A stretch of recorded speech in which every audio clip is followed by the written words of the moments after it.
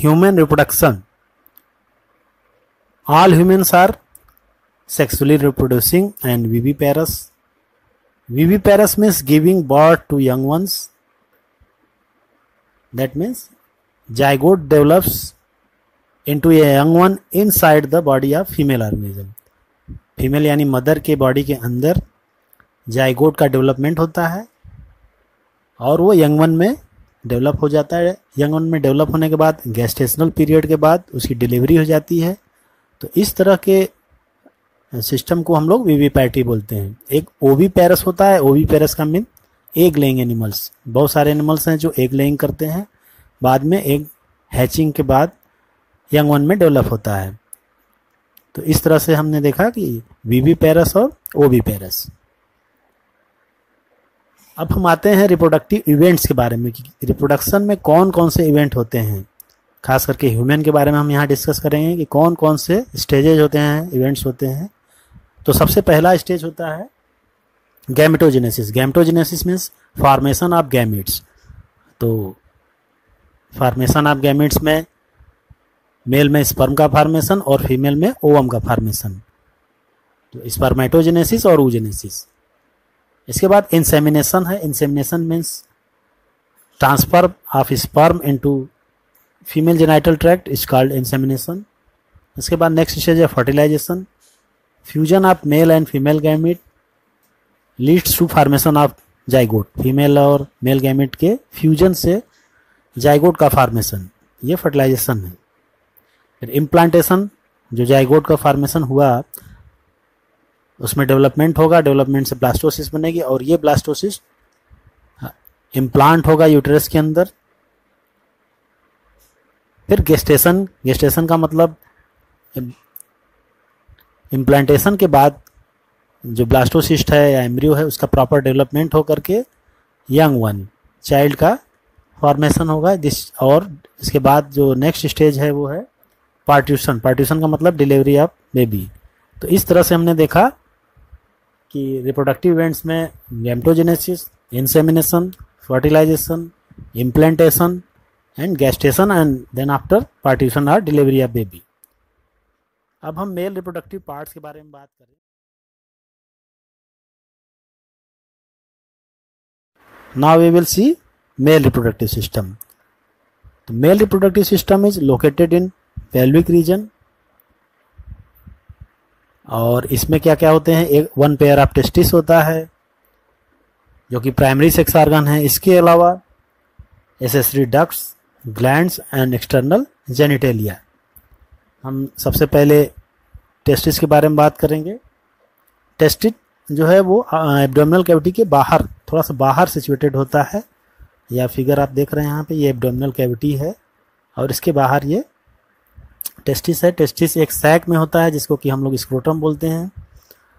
इसके अलावा जो हम अगर इसके साइज और शेप की बात करें तो ओवल शेप्ड होता है ये।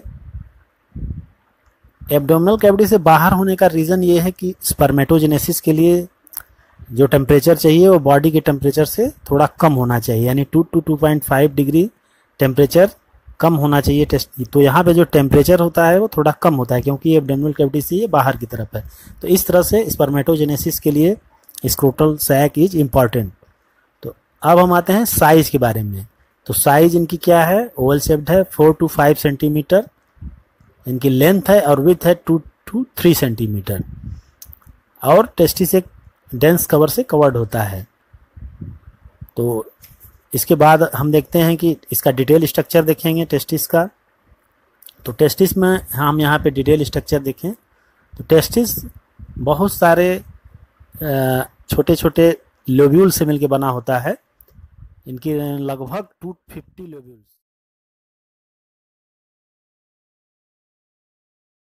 तो इस तरह से हम देखते हैं कि 250 टेस्टिकुलर लोब्यूल्स होते हैं। ये कंपार्टमेंट लाइक स्ट्रक्चर है और each compartment contains 1 to 2 seminiferous tubules, यानी हर कंपार्टमेंट या हर टेस्टिकुलर लोब्यूल में 1 से 2 सेमिनिफेरस ट्यूब्यूल्स होते हैं। इन्हीं सेमिनिफेरस ट्यूब्यूल्स के अंदर स्पर्मेटोजेनेसिस या स्पर्म फॉर्मेशन होता है। सेमिनिफेरस ट्यूब्यूल्स के अगर हम डिटेल स्ट्रक्चर को देखें तो उसमें 2 तरह की सेल होती हैं, 2 types of cell, male germ cell and sertoli cells. तो मेल जर्म सेल जो होती है वो स्पर्मेटोजेनेसिस में हेल्प करती है, जबकि सर्टोली सेल्स न्यूट्रिशन का काम करती है।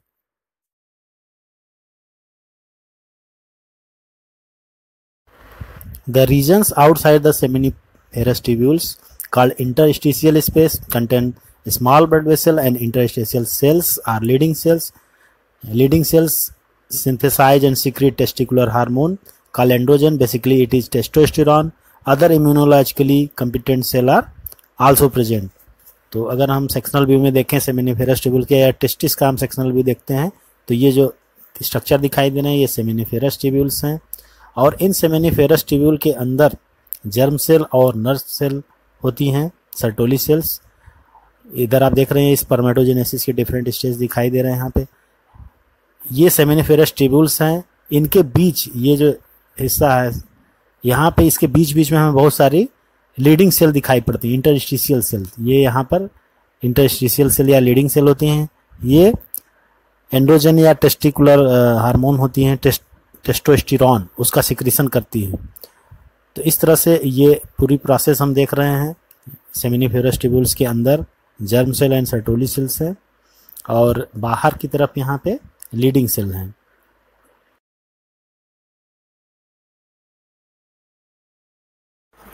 अब हम मेल सेक्स एसेसरी डक्ट्स के बारे में बात करते हैं। तो इसमें रेटी टेस्टिस, वास डिफरेंशिया, इपिडिडाइमिस और वास डिफरेंस आते हैं। सेमिनिफेरस ट्यूब्यूल्स बाहर की तरफ एक नेटवर्क लाइक स्ट्रक्चर में ओपन होती है जिसको रेटेड टेस्टिस बोलते हैं। ये रेटेड टेस्टिस फिर वास इफरेंटिया के थ्रू टेस्टिस से बाहर आता है और ये वास इफरेंटिया आगे चल करके एपिडाइमिस में ओपन होती है। ये वास इफरेंटिया कई सारे होते हैं, अपने फिगर में देखा अभी। ये वास इफरेंटिया एपिडाइमिस में जो कि ये कैप लाइक स्ट्रक्चर है और टेस्टिस से पीछे की तरफ होता है, पोस्टीरियर सरफेस पे होता है। ये एपिडाइमिस यहाँ पे ये आप देख रहे हैं, यहाँ पे ये टेस्टिस है, टेस्टिस से ये एपिडाइमिस है। एपिडाइमिस में फिर ये आगे चल करके वास डिफरेंस का फॉर्मेशन करती है। Vas deferens urinary bladder abdomen में एंट्री करता है और यूरिनरी ब्लैडर के पोस्टीरियर साइड में जा करके उसको पूरा राउंड करके नीचे की तरफ खुलता है। यहाँ पर वो नीचे खुलने से पहले एक और ऑर्गन से अटैच होता है जिसको हम लोग सेमाइनल वेसिकल कहते हैं, जो एक पाउच लाइक स्ट्रक्चर है। तो इस तरह से वास डिफरेंस में दो सेमाइनल वेसिकल खुलते हैं।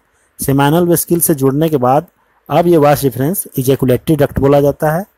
इजैकुलेटरी डक्ट बहुत शॉर्ट स्ट्रक्चर होता है जो कि तुरंत ही यूरिथ्रा में खुल जाता है। यूरिथ्रा जो कि यूरिनरी ब्लैडर यहाँ पे है, ये है यूरिनरी ब्लैडर से यूरिथ्रा आ रहा है, उसी में ये ओपन हो जाता है। तो इस तरह से हम देखते हैं कि जो भी स्पर्म यहाँ फार्म होता है, स्पर्म फार्म होने के बाद ये रेटी टेस्टिस के बाद फिर वास डिफरेंशिया के बाद फिर एपिडिडाइमिस के बाद फिर वास डिफरेंस के बाद फिर ये थोड़ी देर के लिए सेमाइनल वेसिकल में रहता है। सेमाइनल वेसिकल के बाद फिर ये इजैकुलेटरी डक्ट के थ्रू यूरिथ्रा में आता है और यूरिथ्रा से ये यहाँ पर बाहर की तरफ यूरिथ्रल मीटस से ओपन बॉडी के आउट में बाहर में आता है।